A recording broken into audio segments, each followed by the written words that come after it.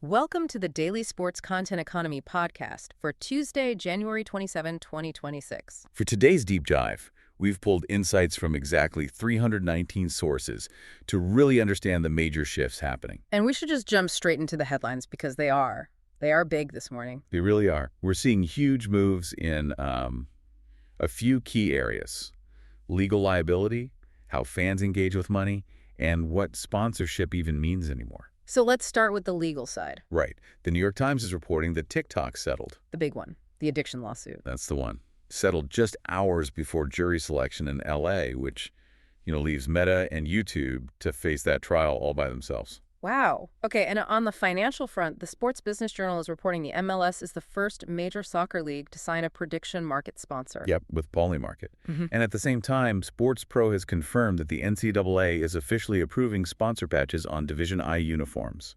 That starts this August. That is a huge new revenue stream. Massive. And speaking of revenue, one last headline from the YouTube blog. CEO Neil Mohan revealed they've paid out over $100 billion to creators in just the last few years. $100 billion. I mean, let's start there with the sheer volume of content that number represents. The Sports Business Journal is calling it the spike-a-night phenomenon. Yeah, you have the Winter Olympics and the World Cup basically overlapping, so global streaming infrastructure is it's getting hammered every single night. So the traditional broadcasters can't keep up.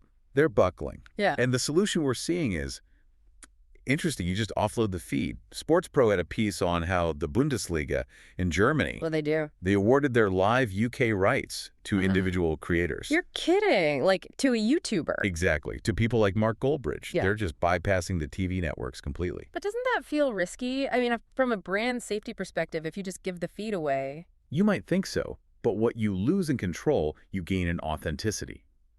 And TechCrunch is reporting that YouTube is actually loosening its monetization rules on more sensitive topics. So athletes can tell grittier, more personal stories without getting demonetized. Precisely. But at the same time, look at Meta. CNBC reports Instagram Reels now make up over 50% of their ad inventory. So you have this split, deep, authentic stories on YouTube, and then this high-velocity ad machine on Reels. That's the ecosystem right now. Let's talk about that velocity. Back to that MLS deal with Polymarket from the Sports Business Journal.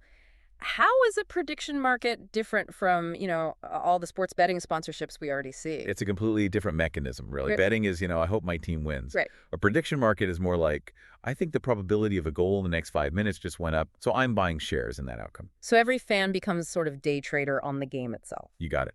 And the SBJ also noted that another one, Kelce, is now the front-of-kit sponsor for the Baller League USA. The creator-led league. Yep. So you're creating a direct, real-time link between creator sports and financial trading. That trading mindset seems to be bleeding into everything. We mentioned that Mercedes F1 deal from Black Book Motorsport.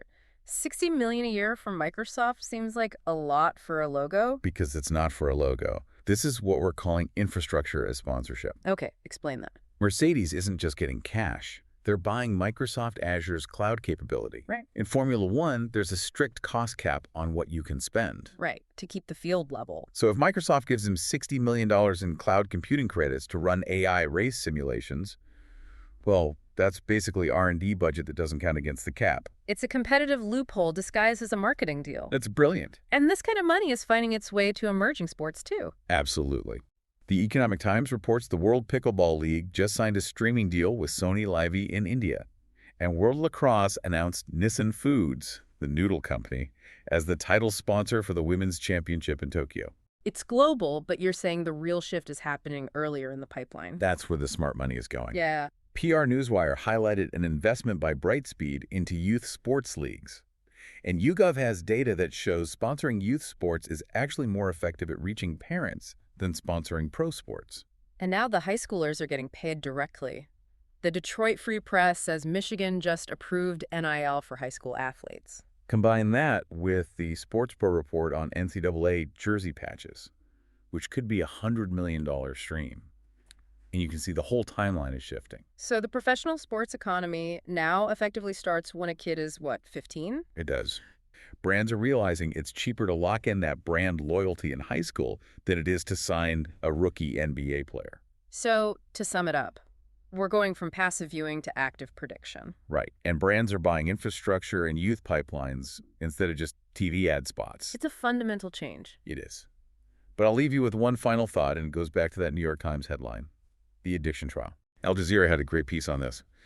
If the courts legally force these platforms to change their design to be less addictive, what happens to the value of a sports highlight? The value would plummet overnight. Exactly. The leagues are paying billions for engagement that might, legally, have to become less engaging. That is the real gamble. Thanks for listening to this deep dive. Thanks for listening to this edition of the Daily Sports Content Economy Podcast. If you're ready to build your content media empire, we should probably talk. Visit rootgroupmarketing.com. Thanks for watching and listening.